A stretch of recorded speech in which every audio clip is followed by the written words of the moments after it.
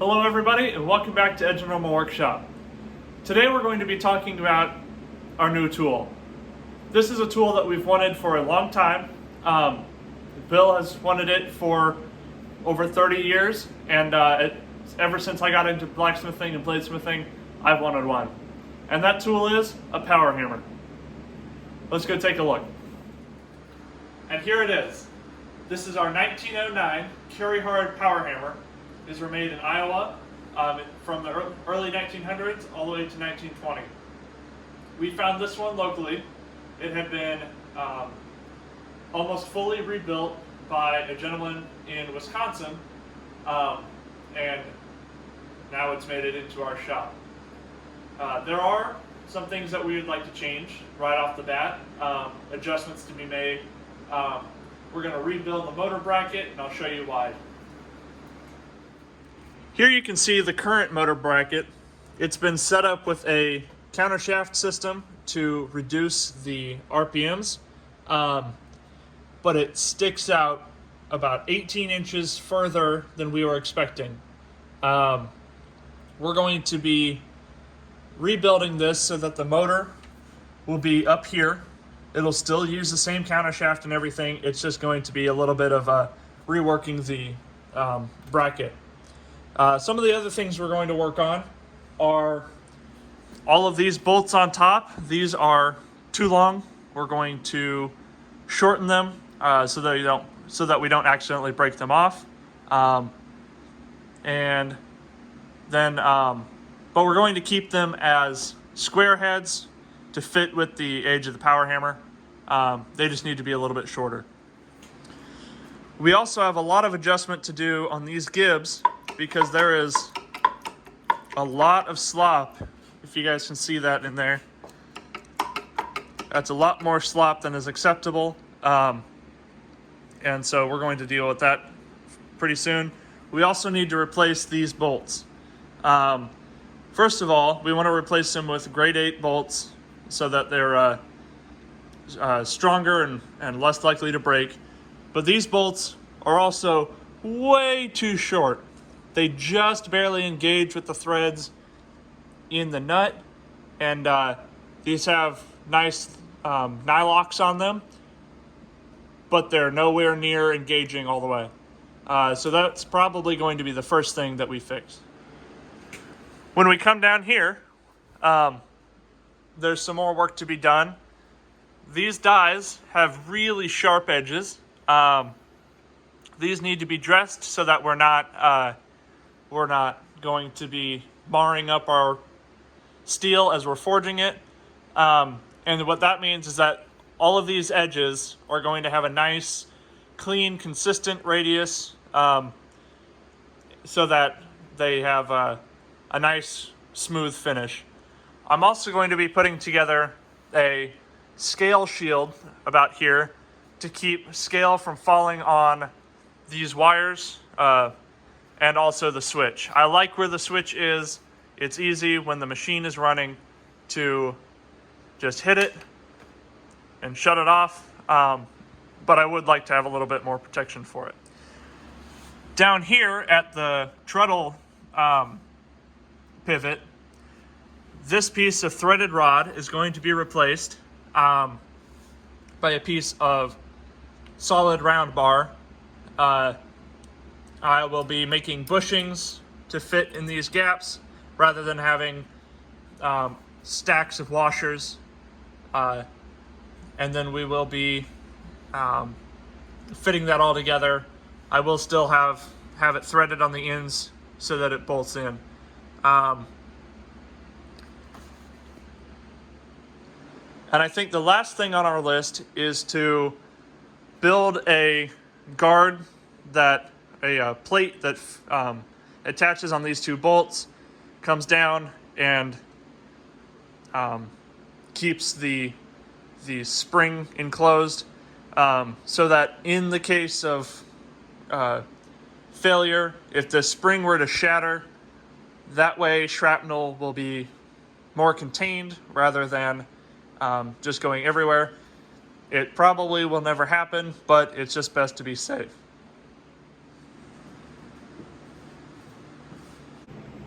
All right, so now that we've gone over everything, you've seen it run, I'm going to start working on this and bring you along for the ride.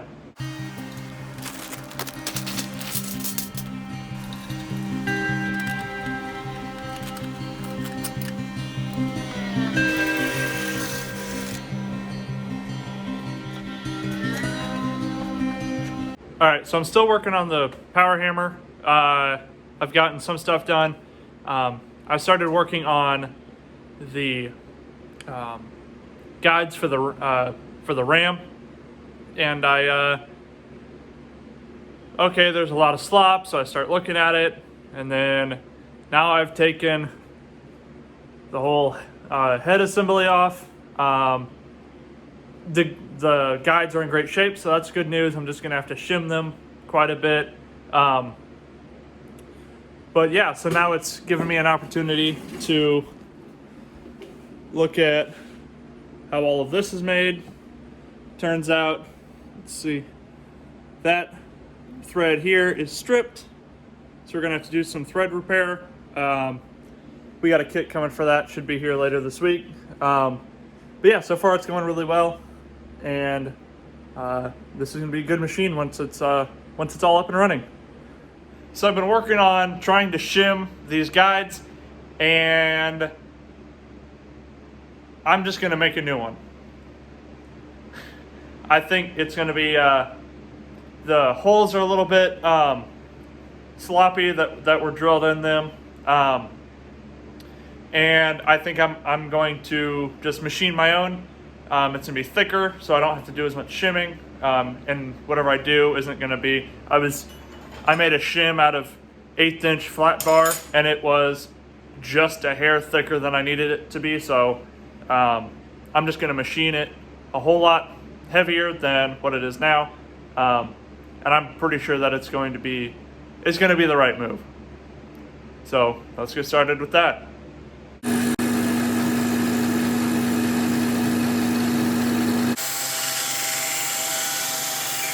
We're gonna start working on, I don't know what we're gonna start working on.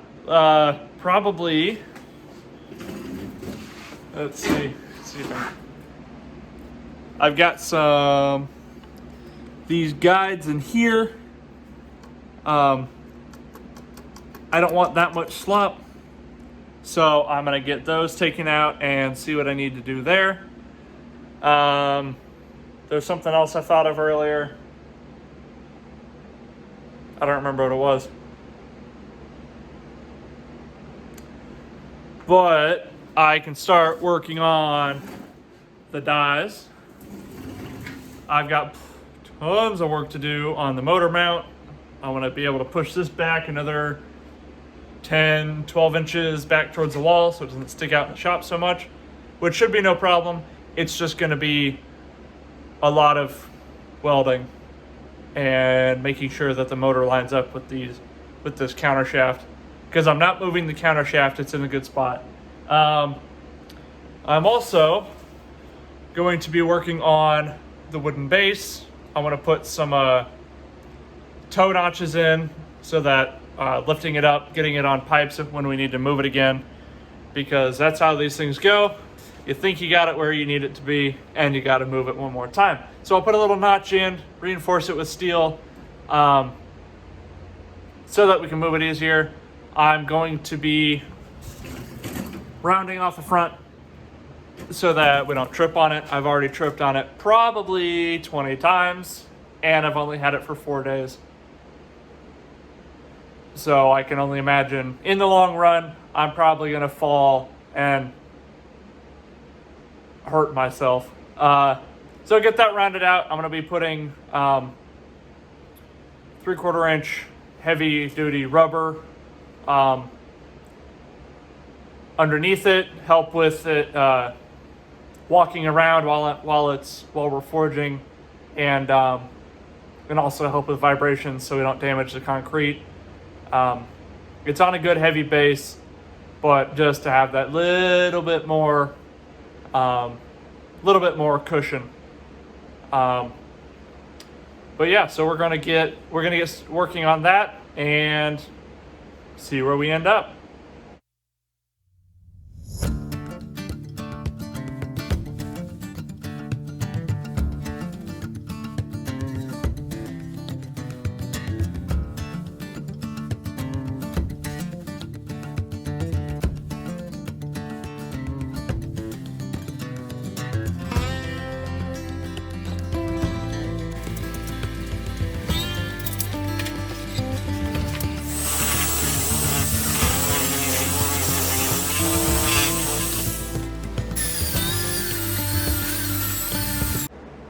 All right, so I'm getting ready to start working on the motor and countershaft and everything situation.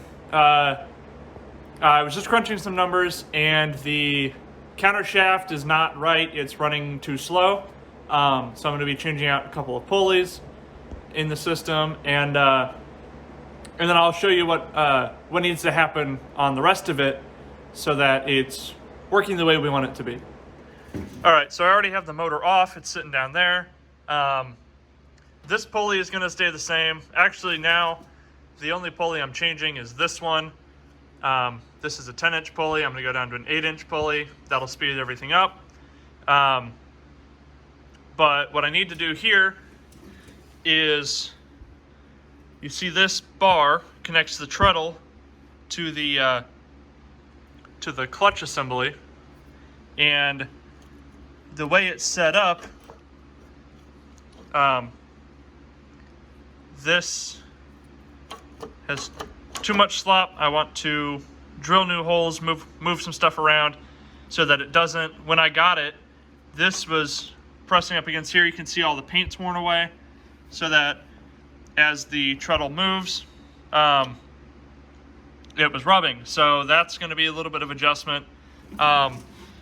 This motor is going to be mounted up here.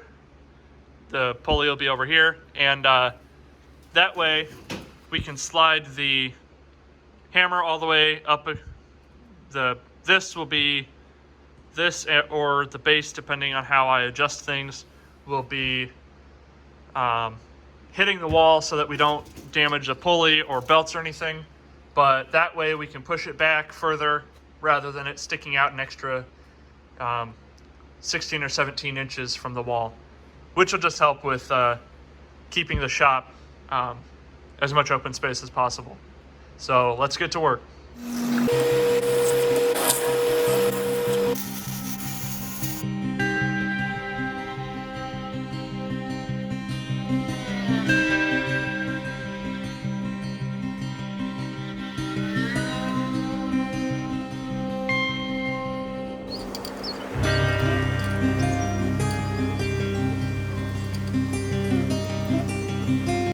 All right, so I keep taking this hammer apart, and I'm finding more things to work on, which is, I'm happy now that I'm taking the whole thing apart, because I'm just finding parts that are worn, and now I know it's about 100 or 110 years of wear on the machine, but you know, the worse the wear gets, the faster it'll wear, because things start flopping around in holes worse, and it just wears things out faster.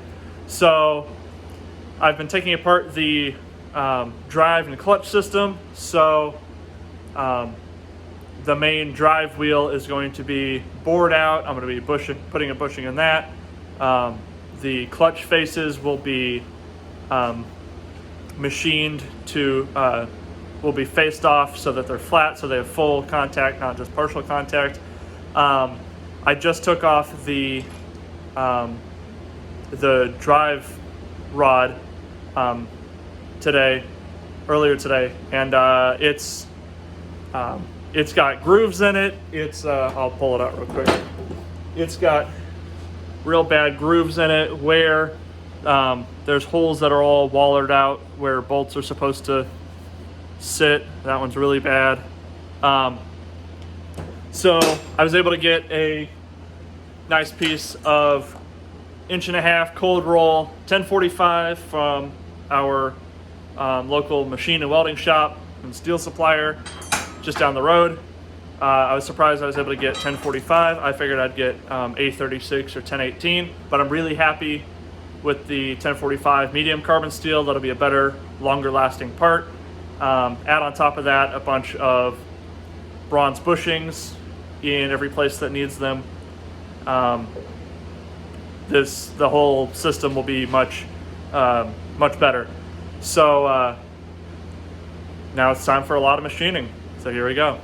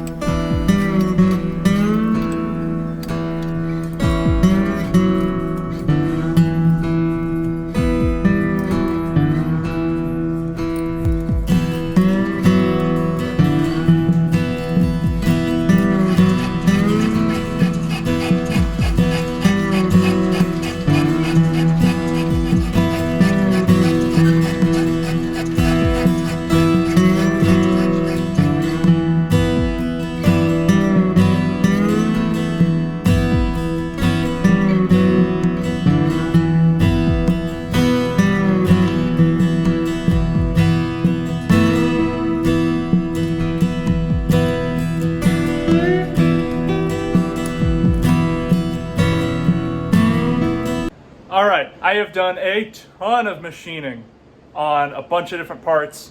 It went really well. It was really cool using a 103-year-old South Bend lathe to work on parts of a 110-year-old Powerhammer. I don't know about you guys. I think that's pretty cool. I learned a lot about different operations on the lathe. I'd never turned on a faceplate before. On a metal lathe, I have on wood lathes, but that's different. And I also learned a lot about using the Bridgeport mill. Had to do a little bit of milling. Got to break out the tilting vise to drill and tap some holes. And it was really cool to be able to use the lathe. This is a fairly large lathe for a shop our size. And I've always done just little itty bitty tiny pieces on here. So having a 18-inch long piece on here, 18-inch and inch-and-a-half round is pretty cool. Starting to use it the size of the lathe for the work we're doing. But let's look at the parts I machined. All right, it might not look like a whole lot, but this has been like a day and a half, 2 days of work. I machined an entirely new drive rod. I'll grab the old one real quick.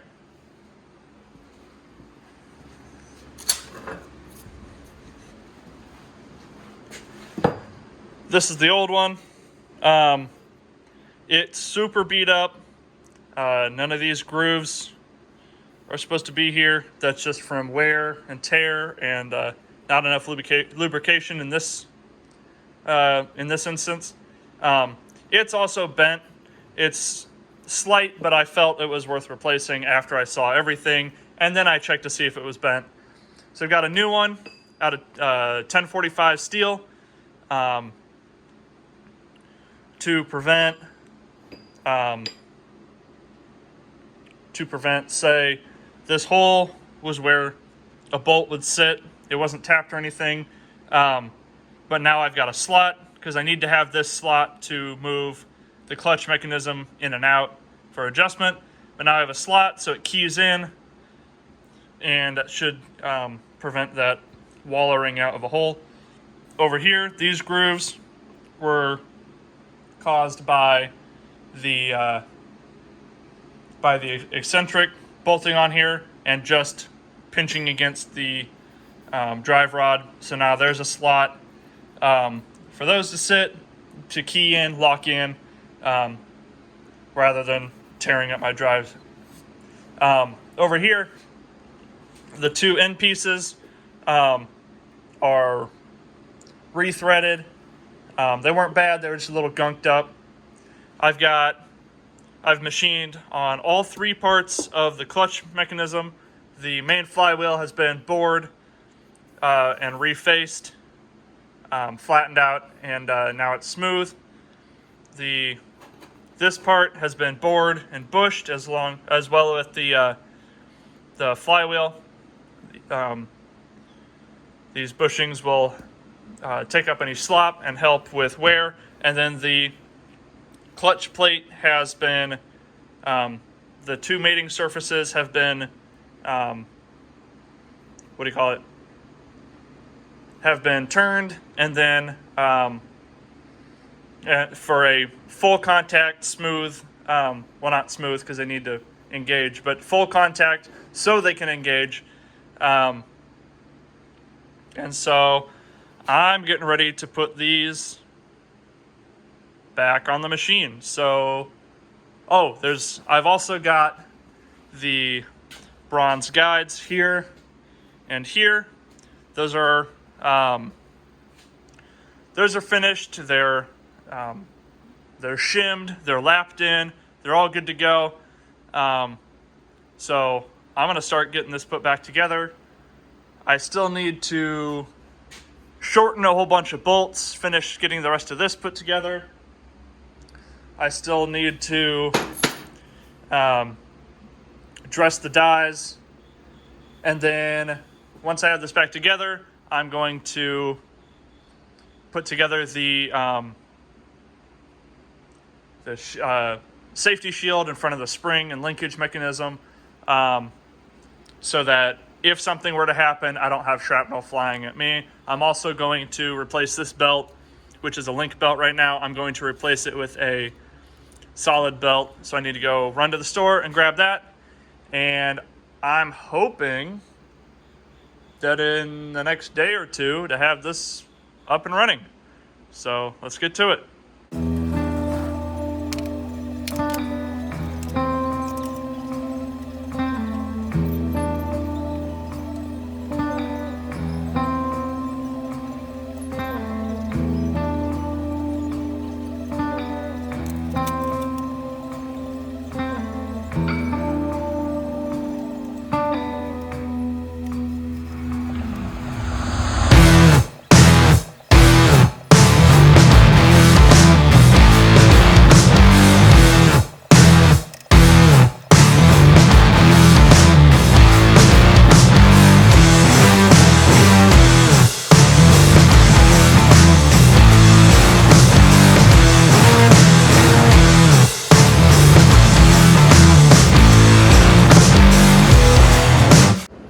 Alright, so I was working on adjusting some parts of the hammer, and then this little guy broke into two little parts. What this is, it connects the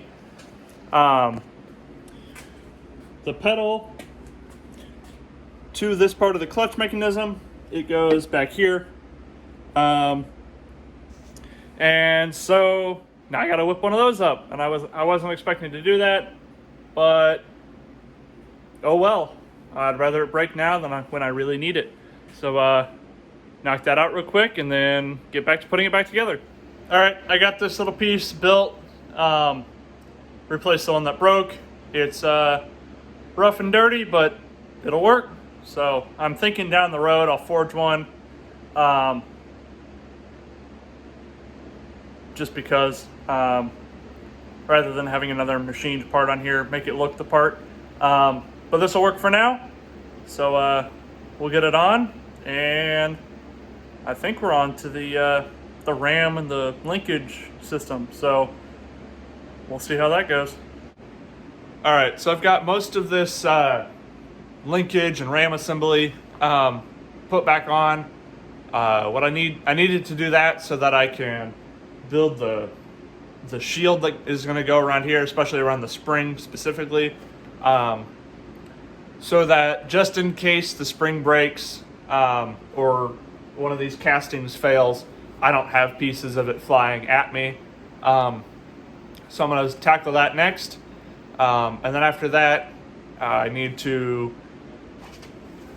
dress the dies. They're still real rough, and I need to make new keys to hold them in, the wedges that hold them in. The ones I have are hard, which is a big no-no. I want those to be soft so that I can drive them in without risking damaging the casting. I don't want to have a hard die and a hard wedge and a casting that is well, it's cast iron, so it's technically harder, but it's more brittle. So they're going to be made out of mild steel. We talked about using bronze or brass, but the problem with that is if I have to drive them out real hard to take the dies out. I know I'm planning on replacing the dies at some point because these look pretty rough. They look like they've been welded up out of different pieces of plate. At some point I will machine some that are solid out of alloy steel so that they'll last as long as I need them to.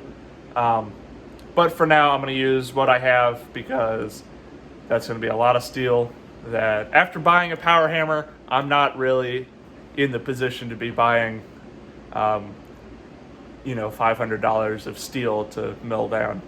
So I'm going to leave that for in the future. But I do want to have this up and running. I'm kind of hoping today. It's been like 2 weeks since we bought this, and I really want to hit something with it after I've done all this work. So I'm going to get working on that, and we'll see where we're at.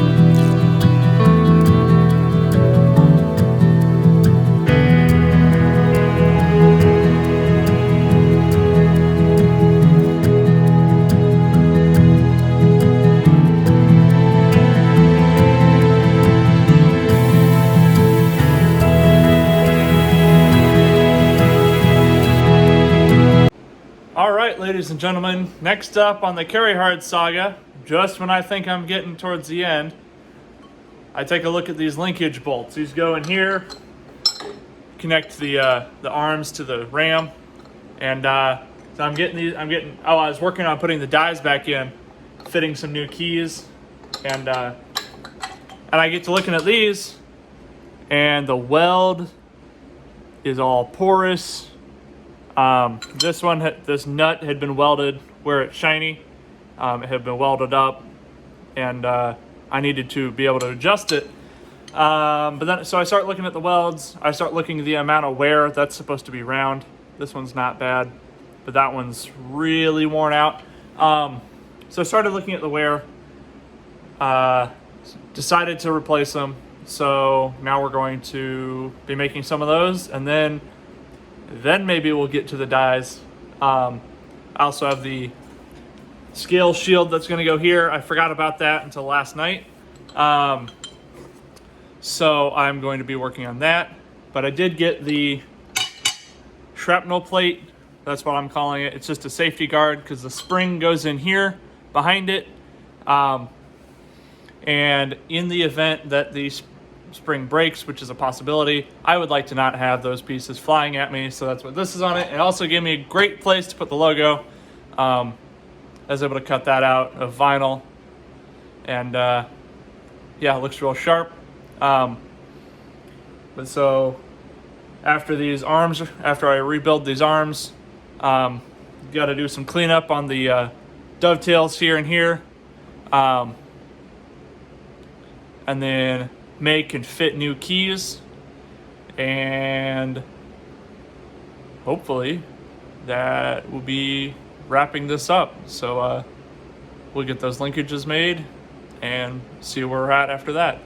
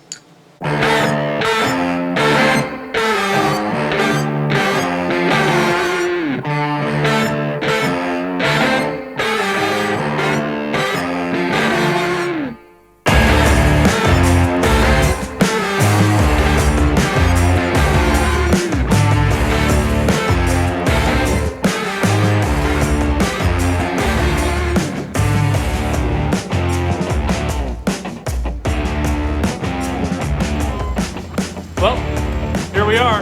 It's been a long road. I mean, it's only been 2.5 weeks, but it's been lots of time in the shop. It turned into basically a complete mechanical overhaul, which I'm all cool with, as now I know it's going to run for another 100 years. I also got to know the machine inside and out, so all in all, it's a good thing. Yep, it's all up and running. I've got the dies fitted now. Keys fitted, everything's good there. Sometime down the road, I want to replace these dies. These are mild steel. I want to replace them with alloy steel. They'll be more durable, and I'll custom make them so that they fit these. They fit the dovetails in here a little bit better. As you can see, these are welded up from pieces of a 1/2 inch or 3/4 plate, just stacked and welded on the edges. It works, but it could be a whole lot better. We've got this scale shield put on. This is just a piece of 14 gauge steel bolted to the switch housing. All this is doing is keeping scale, the iron oxide that falls off of steel that while you're forging it, keeps it off the switch, keeps it off the power box, keeps it off the cord where it's up. Oh, there we are. Where it's up close to the dies. But yeah. Oh, and I also put in clutch liner so that now it's this composite lining contacting with steel rather than cast iron and cast iron rubbing together for the clutch mechanism. This gives a whole lot more grip, a lot more bite to it, and it also gives us a whole lot more control because we can engage the clutch mechanism just a little bit. It's also a whole lot quieter because we used to have cast iron on cast iron scraping against each other, and that was kind of a grating noise on the ears. But yeah, I'll fire it up and you guys can listen to it and see how it works.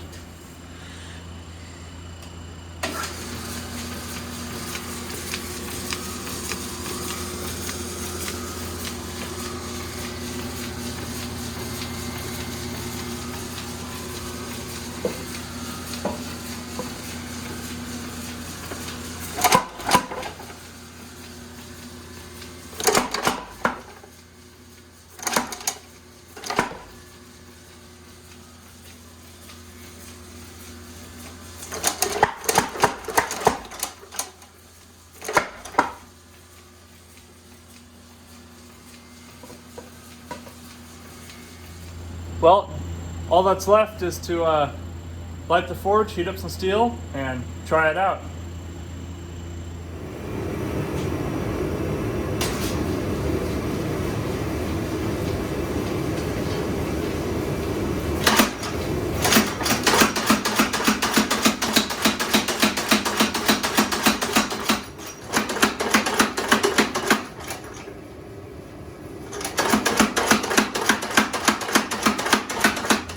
There it is.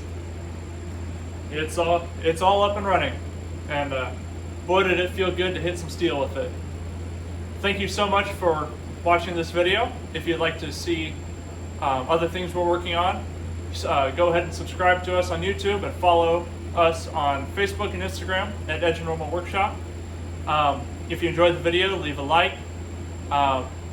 If you go to our website, we now have apparel merchandise with Edge and Normal logo on it.